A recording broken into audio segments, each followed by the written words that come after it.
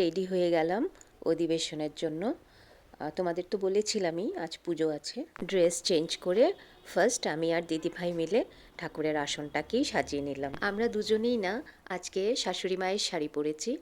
তো এই মন্দিরে গেলে বা বাড়িতে অধিবেশন হলে আমরা শাশুড়ি মায়ের শাড়িগুলো পরি।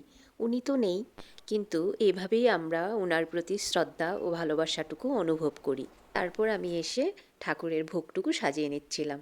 তোমাদের ফাইনাল ঠাকুরের ভোগটা যখন নিয়ে যাব তখন দেখাবো ঠাকুরের আসনটা কেমন লাগছে। তোমরা নিশ্চয়ই জানাবে কেমন লাগলো। চলো এবার দেখাই প্রসাদের জন্য কি কি আয়োজন করা হচ্ছে। একদিকে আমাদের মামি আটা মাখছে, আর একদিকে এরা সবাই আমাদের পাশেরই, কাউকে ভাবি ডাকি, কাউকে দিদি ডাকি, কাউকে বৌদি ডাকি, এমন সবাই মিলেই কাজ করছে। এবার দেখাই লুচির সাথে কি আইটেম আছে।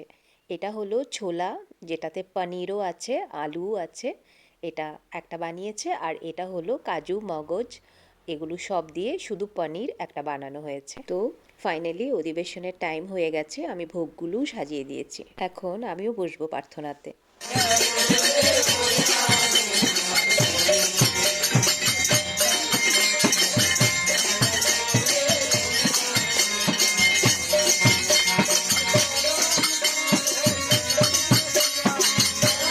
এদিকে প্রসাদ দেওয়ার জন্য এদিকে প্যাকিংগুলোও করে নেওয়া হচ্ছিল।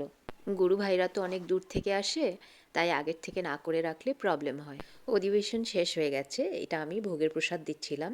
তো এই ভোগের প্রসাদটা এভাবেই দেওয়া হয়, এটা নিয়ে আবার কেউ জাজ করতে বসে যেও না। তো ফাইনালি সব কিছু সুন্দরভাবে হয়ে গেছে।